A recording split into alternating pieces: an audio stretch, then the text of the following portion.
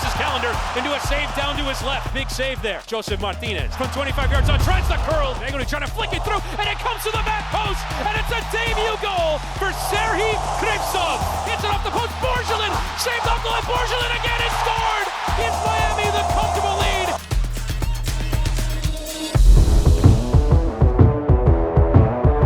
Welcome into this week's edition of the Inter Miami Show, live from the Miami Cancer Institute, part of Baptist Health South Florida. We're here as this month is Kick Childhood Cancer Month in Major League Soccer. You might have seen the gold nets in the goals in MLS games this weekend, and now we're talking about Inter Miami's partnership with Baptist Health South Florida to help kick childhood cancer. We'll talk later on in the show to Dr. Minesh Mehta, who is the deputy director here, about some of the work that's being done and also the events that Inter Miami are having here at Baptist Health South Florida, but also plenty to discuss on the pitch. Chris Wittyngham alongside Thomas Rungen is in for Kieran Gibbs this week. Inter Miami with a 7-point week. You get the win against the Red Bulls, the draw at home against Nashville, and then go win away from home against the champions LAFC. Yeah, some huge results again, and they continue to steamroll under Messi and company. First and foremost, thanks for having me, Chris. This is a great cause, by the way, as well. So brilliant to be here in Miami. But it's been a very interesting roller coaster ride, obviously, for Inter Miami since Messi got here. A trophy in Nashville, a final in the Open Cup, not lost yet in 11, doing it the hard way in penalties. And I've been there and done that. Not easy to consistently win in penalties, which some people consider to be a crapshoot. But at a whole, this team is firing all cylinders. And in this stretch, in that playoff run, I think they have the possibilities to get there. And then whomever faces them, I think Inter Miami has been and will be going forward the favorites in each and every game. And now let's get to this 7-point week for Inter Miami. Let's get to the most recent game against LAFC as Inter Miami travel to take on the champions of Major League Soccer. And what a game it was at BMO Stadium as Inter Miami took on a side that were very difficult opposition on the night, but they eventually found their way through after some early pressing from LAFC. Miami would eventually get into the chances here. LAFC attacking early. Denny Bouanga had his chances, TR. Unbelievable. Again, this is somewhat similar to the Cruz Azul game where Cruz Azul and both LAFC had some great chances. Good goalkeeping by Drake Calendar. Poor finishing, I think, on the side of LAFC. And then Tomas Aviles, the ball in behind. It's something of a surprise finish from Facundo Farias. What a way to get your first goal. Yeah, Joseph Martinez, running the channel. Kellini gets sucked out, and all of a sudden Tomas Aviles says, you know what, here's my first assist. And you know what, Farias, this is your first goal as well. A slide tackling, reaching far post. Brilliant. And the build-up again through certain stations. Sergi Christoph involved, obviously. Tomas Aviles, too much time. Kellini caught out because he's going actually with Messi, and they exploit that space behind that back four. And that would be a theme as Miami would build into the second half. Busquets, lovely ball into Messi who can get turned, and then really it's just about finding the right option, and Jordi Alba's making the run. Absolutely. And if you look at, again, that center-back pairing or the left fullback who gets sucked towards Messi a little bit, kept the high line, very disorganized, and there's no one better than read situations without the ball than Jordi Alba, who's done this his whole life with Messi. And you give Messi time and space, even if you don't give him time and space, he finds those runs. It used to be Robert Taylor from high, now Alba with his first goal for his team. Brilliant. First touch, and then the composure as well, tucking that one away, and that's the difference maker right there, Chris. 2-0. And then quick transition, LAFC, and again, Drake Calendar. We'll get to international call-ups later, a big save from him there, and then Miami would get the third, and they so desperately craved a miscue there from Aaron Long. Messi's off and running with Leo Campana, and he sets him up so perfectly to finish into the corner. He certainly does. And again, we knew at 2-0 LA is going to push. So there will be 1v1 situations in transition, and nobody better with the ball running at a back two at this particular time than Messi. The composure, the angle that Campana also allows Messi to play the ball in because it needs to be a first touch. And normally that one goes across the goalkeeper far post. What a good finish by Leo Campana. 3-0, game over, Chris. Almost like a training ground finish for Campana there. We see him finish so many of those all the time. LAFC would eventually get a consolation goal late on from a set-piece corner swung into the area. Could have been his third consecutive shutout. And Dixon Arroyo just falls asleep. Yeah, and you see Drake Callender unable to keep that clean sheet, but still a brilliant performance on the night. What was your ultimate takeaway from this game? Messi with 2 more assists. What was sort of the way that Miami went about getting this result? Very interesting how Tata Martino, in his 11 games, or actually 12 if you count obviously the St. Louis game, has manipulated his 11, done an incredible job in rotating without losing really a lot. I mean, Messi didn't start against the Red Bulls. They're up 1-0 when he comes off. This time, though, in the 3-5-2, no number 9. And there's nothing worse, Chris, because I've been a center back, than not feeling somebody. Chiellini, Aaron Long, they want to feel somebody, a big boy. And all of a sudden, you got Messi and Farias being like the number 9s. So all of a sudden, do you step into midfield, which Chiellini does, by the way, on the first goal and gets hurt there? If you don't step with them, they could turn and run at you. Case in point, the 3rd goal that Messi scores. So again, Tata Martino hitting all the right buttons with his starting 11, with his formation, this time without a 9, which threw LAFC a bit for a loop again, and the movement off the ball. I mean, you look at Diego Gomez coming from deep as well, providing still depth in the game, because that's a problem. If you don't have a station there, who's going to provide depth? And this team, in a short amount of time, because it's not easy to coach, Chris, that shows you again the soccer IQ of this team. Not just Leo Messi, but the whole team has become better as well, executing to a T. This one here, yes, lucky in the beginning that Drake Callender comes up big, which he's done throughout his career with Inter Miami, but just a great game plan, great execution against the team, by the way, that won 4 straight at home. 18 goals for, only 1 against, and we scored 3. Brilliant performance again. And that's one of the most difficult places to go in MLS. That's one of the most difficult fixtures you have in the league. Now, another team that's difficult to play, and they proved as such, was Nashville SC. As we can get to the highlights of that game now, as Miami playing their first league home match at Drive Pink Stadium, and it was a great crowd on a Wednesday night, but Miami unable to emerge from a victory. So we can take a look at the highlights from the game now. Nashville, no surprise, setting up to defend away from home. That's one of their ways of going about their business. A little bit of a giveaway here at the back, and Nashville can create an early opportunity through Teal Bunbury. No surprise that Drake Callender able to hang on to that one, part of a clean sheet he would keep on the night. Messi would have some chances from deeper, but you see the way that he's being harried throughout the evening there. Brian Anunga trying to cause him a problem into Robert Taylor, who would have the chance to strike, but tipped over the bar there from Elliot Panico. And then in behind there from Lucas McNaughton, knotted down here. The volley from Hani Mukhtar going over. Chances and half chances, but nothing really definitive on the night, TR. No, absolutely. And Messi trying to make the difference. The free kick and the anticipation almost is growing, because that's Messi's territory, as you said again. But give Nashville a lot of credit. That's their DNA, parking the bus in this particular game, and that becomes an easy save at the end for a Inter Miami team that lacked some ideas in that final third. And here Facundo Farias trying his luck from distance, forcing a good save there from Panico. Alba trying to return it there in towards Messi. Nashville breaking on the counter. Nice ball in behind to Jacob Schaffelberg, who just about wards off the challenge of Yedlin, but Callender again, a big save. Nashville had their chances, Miami had their chances, but in the end, the spoils would be shared on the evening. Messi cutting inside beyond Schaffelberg for the last chance saloon.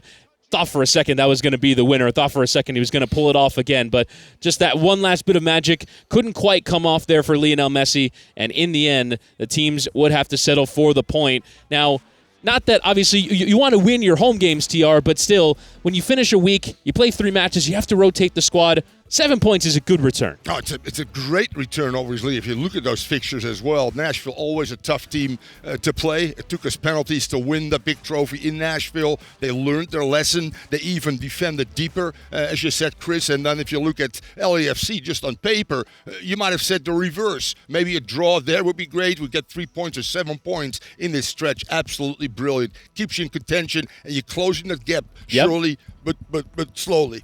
Yeah, it's 8 games left for Inter Miami and 8 points out of the final playoff spot. 2 games in hand, though. A lot of the teams they're chasing, though. So Miami, they'll play a game during the international break. That'll be one of the makeup games, and we'll see if they can get the result against SKC. We'll talk about that game later on. Right now, they want to bring back an old feature. We used to do the pregame shows down on the field for Inter Miami games. No flip chart today, though, Chris. No, I missed the flip chart. We'll go through the tactics, but I thought about it. Let's do a little bit of Coach's Corner here and kind of talk about the tactics. And one of the things that you wanted to mention was the way that Tata Martino is bringing along this side. You mentioned playing with kind of false nines earlier, which is playing without a recognized center forward, without Joseph, without Campana, and using pace in the different ways that he's used this Miami personnel. Yeah, I mean, let's be real honest. I mean, Tata Martino is a devout 4-3-3 guy. And within the 4-3-3, you can obviously manipulate, as he did at Barcelona, as he did with the Argentinian and the Mexican national team. I think his experience in MLS has helped him to understand that different systems in this league could work as well. Case in point, when he got to Atlanta in 2017, he started with the 4-3-3. He ended, Chris, in the final game of 2018, which they won the MLS Cup out of a 3-5-2 as well. So he understands that in this league, you can be successful in this system. So he's gone back and forth, although the last few games, a predominant 3-5-2 that has really worked with him. Very good tactically for Tata Martino, not just his 11, but let's be real honest. He's changed games in the second half with great substitutions, altering formations at times, being proactive at times as well, and players that have come in. And that's the great luxury, Chris, because I've coached DC United to a championship. Here's my ring, by the way. And you need to have depth. Now, I wanted to talk about something else with you, TR, in terms of the way that Messi draws attention in the games. And I think Jordi Alba is the player that right now has been the biggest beneficiary of it. Without a doubt. That whole left side, actually, initially it was Robert Taylor early on, and now it's become Jordi Alba, because Jordi Alba also knows if Messi can face people, and I make good runs, and I stay on sides, those through balls, which Messi is brilliant at, between right fullback and right center back, and all of a sudden Jordi Alba, the timing of the run, the release of the ball of the best in the world in Leo Messi is just absolutely brilliant.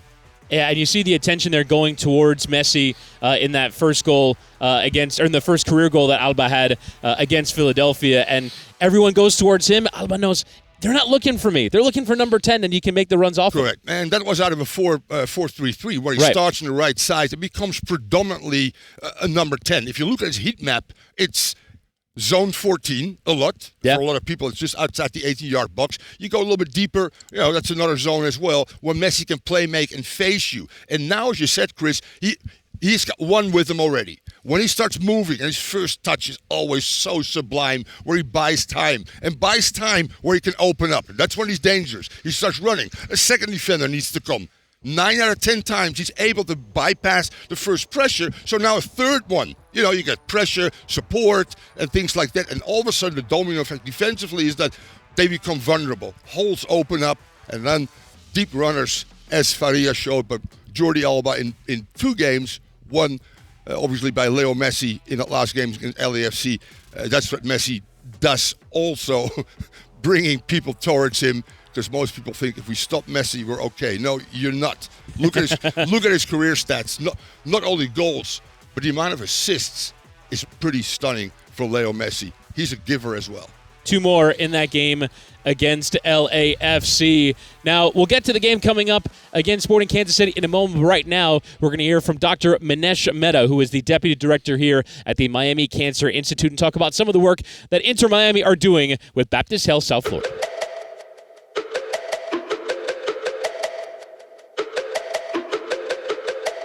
Here with Dr. Minesh Mehta, the Deputy Director of the Miami Cancer Institute at Baptist Health South Florida. And Dr. Mehta, when obviously we talk about the partnership between Inter Miami and Baptist Health, so much of the community goes into obviously helping all the patients here. But tell us about a bit of the work that you're doing here at the Cancer Institute and the growing development in cancer research.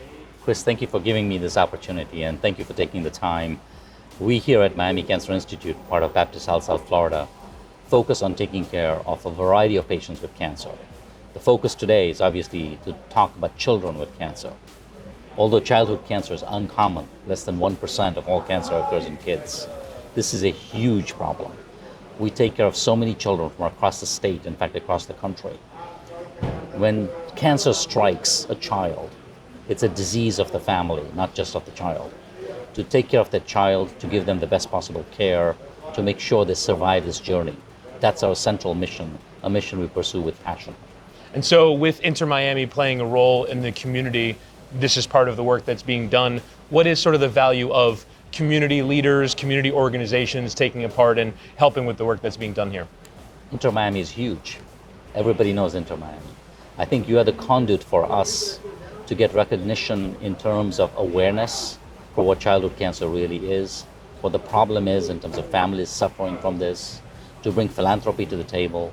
So it's really a partnership that brings awareness and philanthropy to make a difference in the lives of patients we take care of on a daily basis. Now, one of those things that is done is obviously these surprise community visits.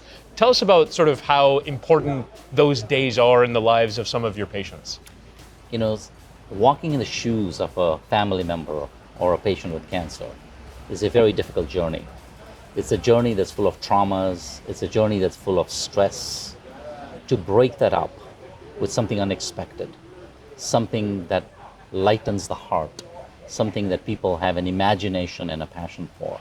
That's the huge benefit of having players, of having recognition, of having exposure.